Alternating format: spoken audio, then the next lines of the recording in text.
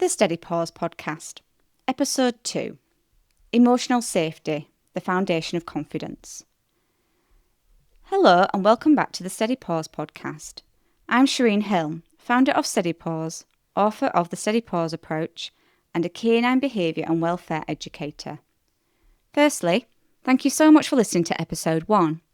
Whether you've been following Steady Paws for a while, you've recently found my book, or this is the very first time you've come across my work, I'm really grateful you're here.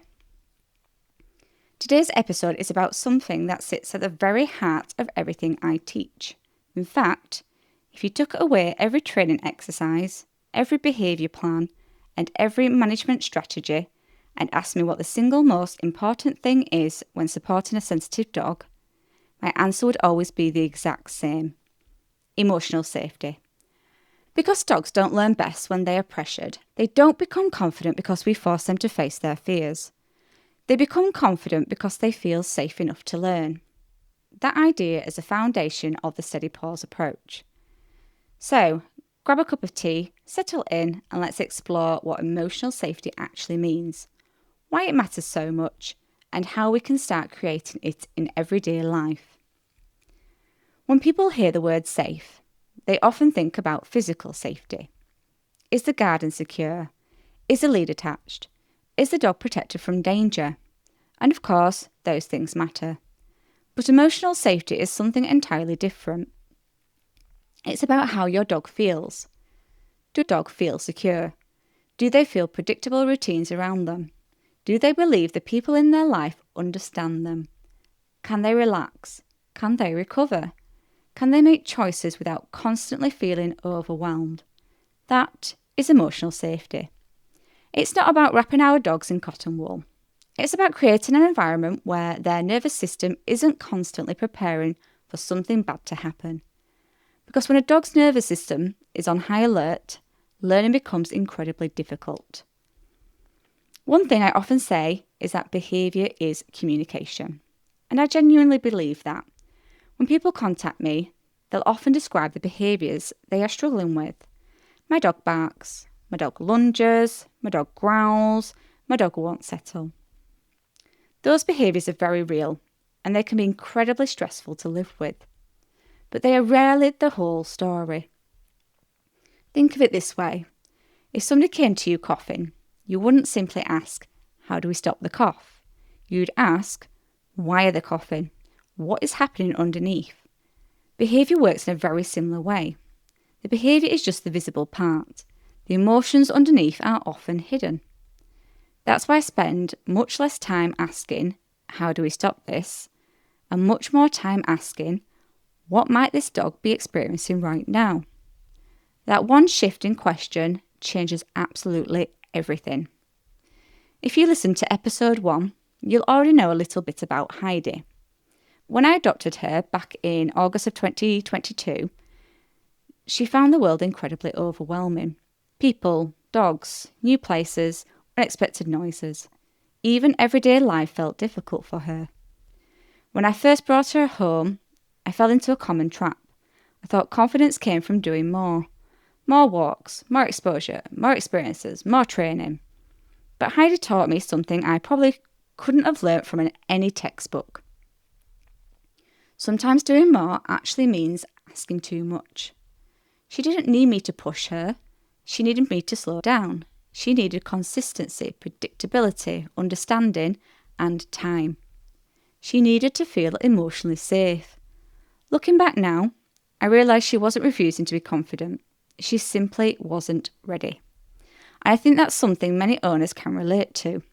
We often assume confidence comes first, but actually, safety comes first. Confidence comes after. So to put this into perspective, I like to ask owners to imagine themselves walking into a room full of complete strangers.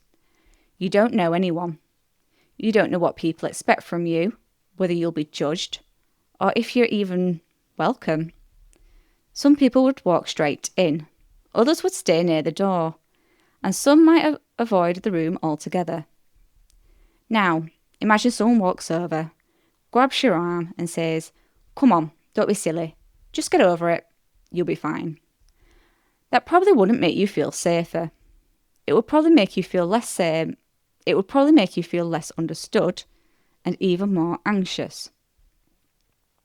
Dogs are no different. If something genuinely feels overwhelming, pressure does not create confidence. Feeling understood does. This brings us to one of the 5 guiding principles in my book, safety before skill. I think this is one of the biggest differences between traditional training and true behaviour support. Training teaches skills, but behaviour support begins by changing emotions. Because if emotions don't change, the behaviour usually won't either. Imagine trying to teach complex maths to somebody who is in the middle of a panic attack. The information simply won't go in because their brain is focused on survival. Dogs are exactly the same. When they're frightened, they aren't thinking, I wonder what behaviour my owner wants. They are thinking, how do I cope with this? That is why emotional safety must come. Before training. Not instead of it, before it. So what does emotional safety actually look like in everyday life? It usually isn't dramatic, and it rarely makes for exciting content on social media. It's built in the quiet little things. It's predictable routines. It's giving our dogs enough sleep and allowing true recovery after stressful days. It's recognising when they've had enough and noticing their body language before their behaviour escalates. It's respecting their communication instead of punishing it. It's allowing our dogs to make choices whenever it is safe to do so. And it's understanding that rest is highly productive, sometimes slowing down when necessary. There is a sentence from my book that I think sums this up perfectly. Confidence is built on safety, never pressure. Sometimes the biggest mistake we make is assuming that if a dog faces something scary enough times, they'll eventually get used to it. Sometimes they do, but often they don't. Sometimes repeated exposure simply teaches them that the world really is as terrifying as they feared.